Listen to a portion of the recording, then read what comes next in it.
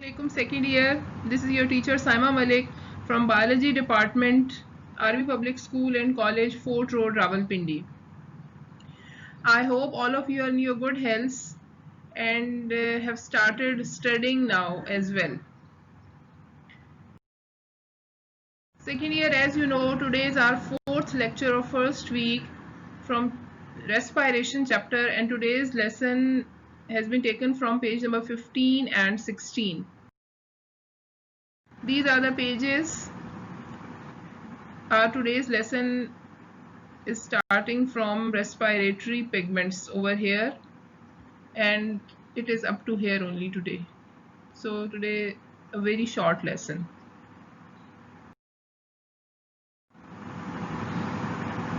Yes, respiratory pigments. First of all, question arises in one's mind that what are respiratory pigments? Respiratory, obviously we are studying the chapter respiration, तो it means कि respiratory respiration से related है. Pigments हम उन molecules को कहते हैं जो किसी न किसी तरह से कलर प्रोवाइड कर रहे होते हैं, कलरेशन प्रोवाइड कर रहे होते हैं. तो वो मॉलिक्यूल्स जो कि रेस्पायरेशन में हेल्प करते हैं और कलर्ड मॉलिक्यूल्स होते हैं या फिर उनकी बाइंडिंग से कलर आ जाता है, हम उनको कहते हैं respiratory pigments. Coloured molecules, they act as oxygen carriers by binding reversibly to oxygen. अब देखें ये सेकेंड पॉइंट में जो बात आ रही है कि ये ऑक्सीजन कैरियर्स हैं, मींस के ये ऑक्सीजन को कैरी करते हैं रेस्पायरेटरी पिगमेंट्स. रेस्पायरेशन से बात रिलेटेड है ना, तो रेस्पायरेशन जो है वो ऑक्सीजन और कार्बन डाइऑक्साइड से रिलेटेड है. तो ऑक्सीजन को जो मॉलिक्यूल्स कलर कैरी कर रहे होते हैं हम उनको कहते हैं रेस्पायरेटरी पिगमेंट्स, और ऑक्सीजन की बाइंडिंग एक्चुअली उनको कलर दे रही होती है.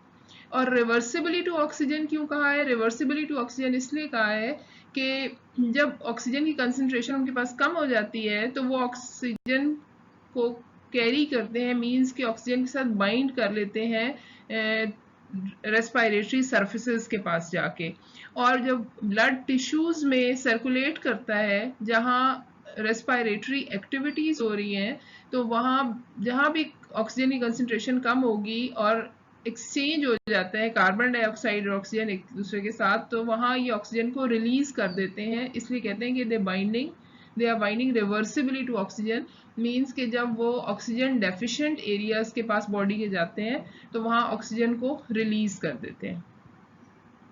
All respiratory pigments contain colored non-protein portion, example heme in hemoglobin. अब all respiratory pigments में कहा है कि उनके पास non-protein portion होता है. It means कि खुद वो protein in nature है और उनके साथ जो non-protein portion bind किया हुआ होता है उसकी एक example दी है. hemoglobin blood में present है तो उसका जो heme group है उसको कहा है कि वो नॉन प्रोटीन पोर्शन है, या आयरन कंटेनिंग पोर्शन भी उसको, क्योंकि वो आयरन है बेसिकली, तो आयरन कंटेनिंग पोर्शन भी कहते हैं. और ये नॉन प्रोटीन पोर्शन जो है ये किस लिए हेल्प करता है? ये ऑक्सीजन बाइंडिंग के लिए हेल्प करता है. अभी आप पिछले लेसन में पढ़ चुके हैं ट्रांसपोर्ट ऑफ गैसेस बॉडी के अंदर, तो उसमें आपने पढ़ा था कि हीमोग्लोबिन ऑक्सीजन के साथ कैसे बाइंड करता है, ऑक्सी हीमोग्लोबिन की फॉर्म में. इट मीन्स कि हीम पोर्शन के साथ ऑक्सीजन कंबाइन करता है. Two well-known respiratory pigments, example hemoglobin and myoglobin. अब ये याद रखें कि यहाँ जो हम respiratory pigments पढ़ रहे हैं, hemoglobin and myoglobin, ये हम human के point of view से पढ़ रहे हैं. अब इसके अलावा कुछ और pigments होते हैं. वर्टिब्रेट्स में हीमोग्लोबिन तो प्रेजेंट है, सारे वर्टिब्रेट्स में हीमोग्लोबिन प्रेजेंट होगा. इन वर्टिब्रेट्स के रेस्पिरेटरी पिगमेंट्स और होंगे. अब आप आगे डिटेल में पढ़ेंगे, प्रैक्टिकल में भी आपके आएगा कि के वर्टिब्रेट्स और नॉन वर्टिब्रेट्स जब पढ़ते हैं, ये आपने फर्स्ट ईयर में भी पढ़ा है कि सबके अंदर सर्कुलेटिंग फ्लूइड ब्लड नहीं होता। जो बहुत स्मॉलर इनवर्टिब्रेट्स हैं उनमें सर्कुलेटिंग फ्लूइड सब में ब्लड नहीं है। इसी तरह से रेस्पिरेटरी पिगमेंट्स जो हैं वो भी चेंज होते हैं। तो ये जो स्पेसिफिकली हीमोग्लोबिन और मायोग्लोबिन हम यहाँ पढ़ रहे हैं respiratory pigments, it doesn't means के हर ऑर्गेनिज्म के अंदर यही रेस्पिरेटरी पिगमेंट्स होंगे। ये स्पेसिफिकली ह्यूमन के पॉइंट ऑफ व्यू से पढ़ रहे हैं। हीमोग्लोबिन सारे वर्टिब्रेट्स में प्रेजेंट होता है, लेकिन इन वर्टिब्रेट्स के रेस्पिरेटरी पिगमेंट्स जो है वो टोटली डिफरेंट है। ओके, आगे चलते हैं जी। ये कंपैरिजन है यहाँ पे हमने जो बेसिकली पढ़ना है आज के लेसन में कि हीमोग्लोबिन और मायोग्लोबिन है, इन दोनों में क्या डिफरेंस है, इन दोनों को हम कैसे डिफरेंशिएट करते हैं। फर्स्ट ऑफ ऑल हीमोग्लोबिन के स्ट्रक्चर से रिलेटेड बात आ गई कि it contains 4 globin proteins chains और पॉलीपेप्टाइड चेन्स। मीन्स कि ये आपको पता है, आप फर्स्ट ईयर में पढ़ चुके हैं। प्रोटीन स्ट्रक्चर आपने बहुत डिटेल से पढ़ा है और उसमें आपने पढ़ा है कि प्रोटीन्स अमाइनो एसिड से बने हुए होते हैं। 2 अमाइनो एसिड्स के दरमियान में बॉन्ड बनता है, उसको हम कहते हैं पेप्टाइड बॉन्ड। और जब बहुत सी इसी तरह से पेप्टाइड बॉन्ड्स के चेन्स बन जाती हैं तो हम उनको एक चेन है वो हम लॉन्ग पॉलीपेप्टाइड चेन कहेंगे। और 4 ग्लोबिन प्रोटीन चेन्स या 4 पॉलीपेप्टाइड चेन्स का मतलब है कि 4 long protein chains, 4 long polypeptide chains मिल के 1 हीमोग्लोबिन मॉलिक्यूल बनाती हैं। मायोग्लोबिन क्या है कि it consist of only 1 polypeptide chain. अब ये पीछे लिखा हुआ है 4 ग्लोबिन प्रोटीन और उधर 1 पॉलीपेप्टाइड, ये एक ही बात है। ग्लोबिन प्रोटीन चेन्स या सिर्फ पॉलीपेप्टाइड चेन लिख दें वो एक ही बात है। लेकिन 1 लॉन्ग पॉलीपेप्टाइड चेन जो है वो मायोग्लोबिन बनाती है और 4 लॉन्ग पॉलीपेप्टाइड चेन्स जो है वो हीमोग्लोबिन बनाती हैं। जब 4 चेन्स हो गई हीमोग्लोबिन के अंदर तो इट मीन्स कि each molecule possess 4 iron containing haem groups. अब हम पीछे पढ़ चुके हैं कि हीमोग्लोबिन के साथ नॉन प्रोटीन पार्ट भी होता है, यानी हीम ग्रुप भी प्रेजेंट है। तो जब 4 चेन्स हैं इट मीन्स कि उनके पास वो 4 हीम ग्रुप्स हैं, यानी 4 आयरन कंटेनिंग हीम ग्रुप्स हैं। इसका मतलब ये है कि 4 पॉलीपेप्टाइड चेन्स हीमोग्लोबिन को बना रही हैं और हर चेन के पास 1 आयरन कंटेनिंग हीम ग्रुप है। मायोग्लोबिन में क्योंकि 1 पॉलीपेप्टाइड चेन है so each molecule possesses 1 iron containing haem group. उसके पास आयरन जो प्रेजेंट है ऑब्वियसली वो भी उस एक ही चेन के साथ कनेक्टेड है। 4 पॉलीपेप्टाइड चेन्स हैं हीमोग्लोबिन में, 4 आयरन कंटेनिंग हीम ग्रुप्स हैं, तो फिर 4 ही ऑक्सीजन मॉलिक्यूल्स जो हैं वो उसके साथ बाइंड कर सकते हैं। 4 oxygen molecules can bind to each haemoglobin molecule. 1 haemoglobin molecule कितने पॉलीपेप्टाइड चेन से बना हुआ है? 4 से। उसके अंदर कितने हीम ग्रुप्स हैं? आयरन कंटेनिंग हीम ग्रुप्स 4 हैं। तो हर आयरन कंटेनिंग हीम ग्रुप के साथ कितने ऑक्सीजन कंबाइन कर सकते हैं? 4 ऑक्सीजन मॉलिक्यूल्स कंबाइन कर सकते हैं। मायोग्लोबिन के कितनी पॉलीपेप्टाइड चेन्स हैं? 1। एक मॉलिक्यूल के पास 1 पॉलीपेप्टाइड चेन है तो फिर आयरन कंटेनिंग हीम ग्रुप कितने हैं? वो भी 1। तो फिर उसके साथ at a time 1 molecule of myoglobin के साथ कितने ऑक्सीजन मॉलिक्यूल बाइंड कर सकते हैं? यस, 1। अगला क्या पॉइंट है?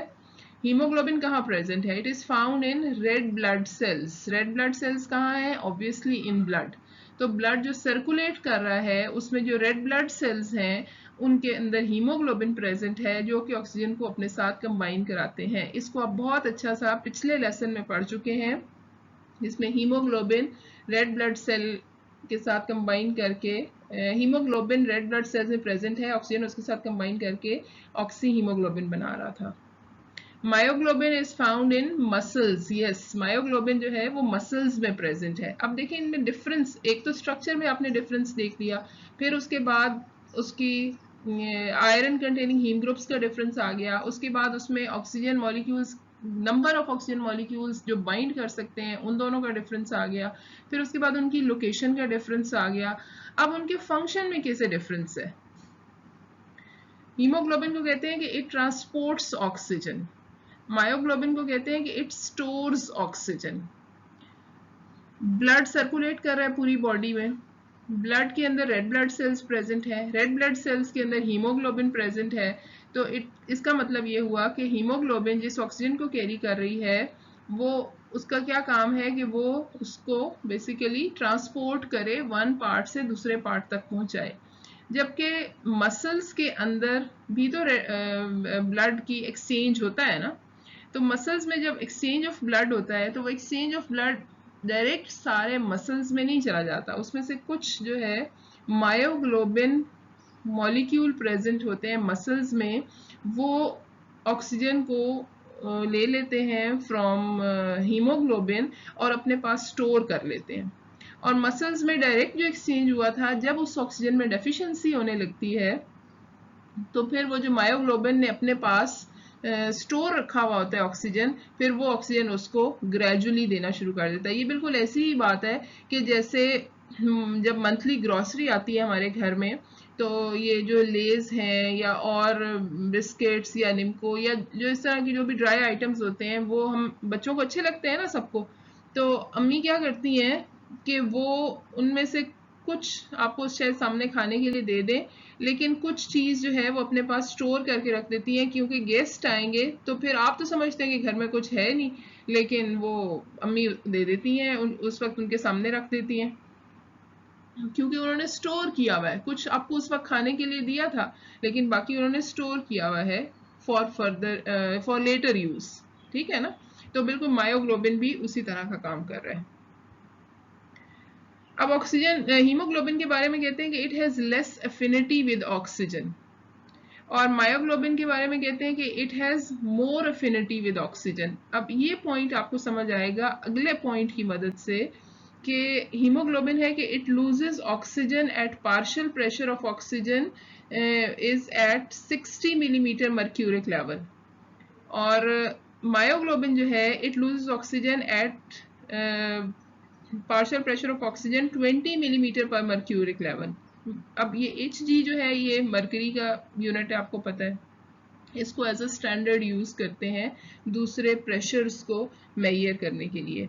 अब जब पार्शियल प्रेशर ऑक्सीजन का 60 मिलीमीटर तक अभी होता है, लेकिन तो हीमोग्लोबिन ऑक्सीजन को जो उसने अपने साथ कंबाइन कराया हुआ है, हीमोग्लोबिन उसको रिलीज करा देता है, और यानी हीमोग्लोबिन से ऑक्सीजन रिलीज हो जाती है, ऑक्सीजन उससे आजाद होके टिश्यूज में चली जाती है। अभी 60 मिलीमीटर पार्शियल प्रेशर है ऑक्सीजन का, लेकिन मायोग्लोबिन जो कि मसल्स में प्रेजेंट है, और मायोग्लोबिन ने अपने पास ऑक्सीजन रखी हुई है ताकि अगर मसल्स को इमरजेंसी में यूज करने की जरूरत पड़ती है तो वो उसको दे सके। तो मायोग्लोबिन उस वक्त तक उनको ऑक्सीजन नहीं देता जब तक कि ऑक्सीजन का पार्शियल प्रेशर 20 मिलीमीटर तक नहीं पहुंच सकता।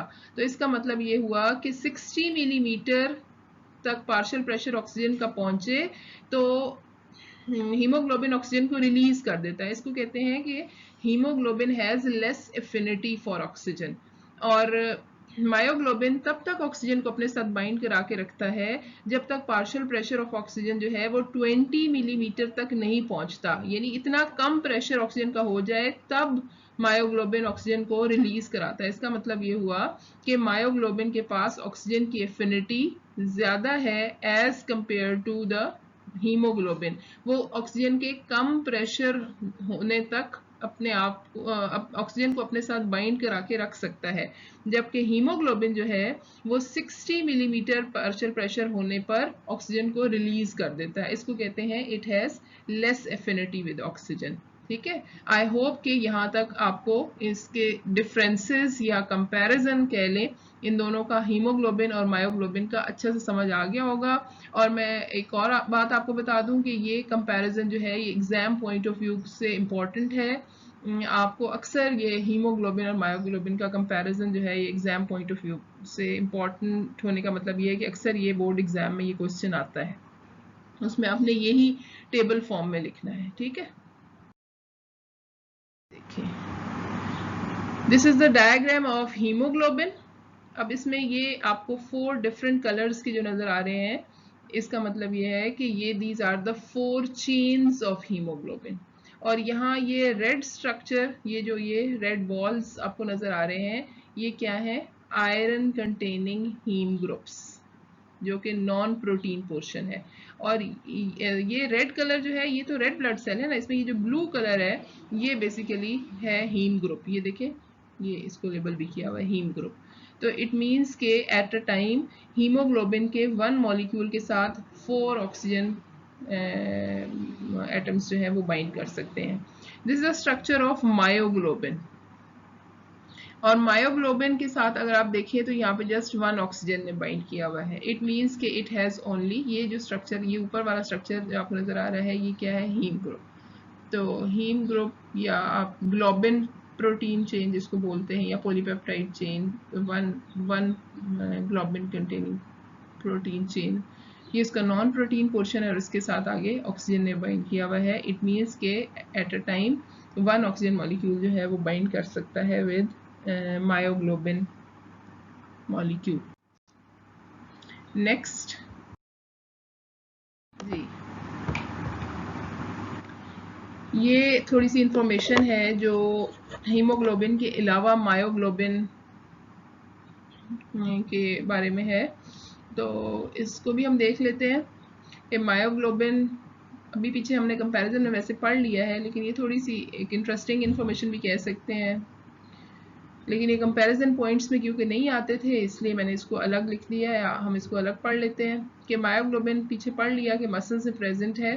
That's why meat appears red. जब आप मीट लेने जाते हैं, गोश्त लेते हैं, तो उसमें उसका फ्रेश और स्टेल मीट को डिफ्रेंशिएट कैसे करते हैं?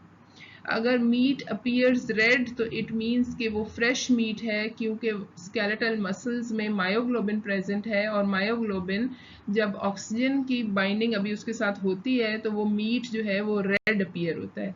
लेकिन जब ज़्यादा टाइम हो जाता है स्लॉटर हुए तो वो ऑक्सीजन जो स्केलेटल मसल्स में प्रेजेंट है मायोग्लोबिन के थ्रू वो बिल्कुल ख़त्म हो चुकी होती है, तो वो मीट जो है वो पेल कलर का नज़र आता है।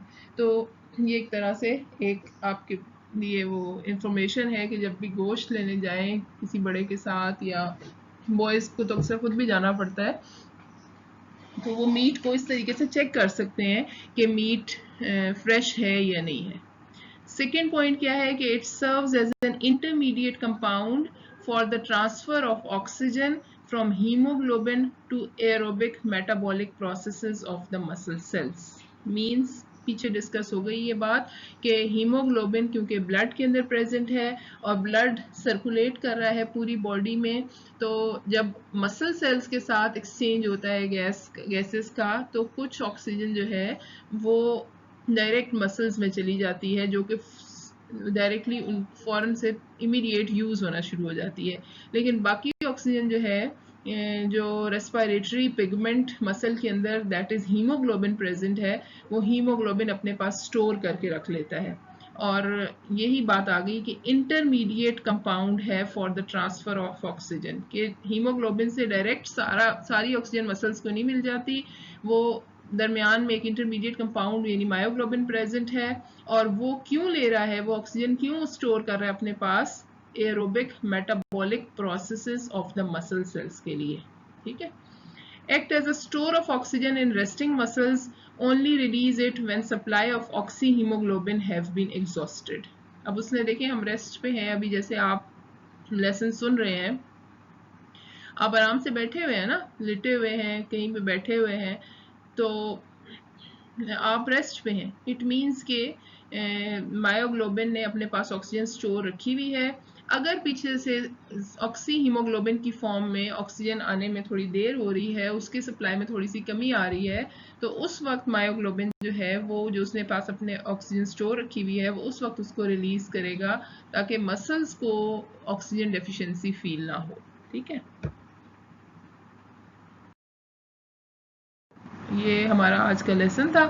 रीकैप में हम क्या कहेंगे कि रेस्पिरेटरी पिगमेंट्स के बारे में हमने पढ़ा, जिसमें हीमोग्लोबिन है और मायोग्लोबिन है। इसमें हमने क्या क्या पढ़ा है? इसमें हमने पढ़ा है कि हीमोग्लोबिन और मायोग्लोबिन के कितने प्रोटीन चेन्स हैं, उनके अंदर कितने आयरन कंटेनिंग हीम ग्रुप्स हैं, वो कितने मॉलिक्यूल ऑफ ऑक्सीजन के साथ कंबाइन कर सकते हैं, वो कहाँ कहाँ प्रेजेंट हैं, उनके पास ऑक्सीजन की एफिनिटी कितनी है, और कितने पार्शियल प्रेशर ऑफ ऑक्सीजन पे वो ऑक्सीजन अपने साथ बाइंडेड ऑक्सीजन को रिलीज कर देते हैं।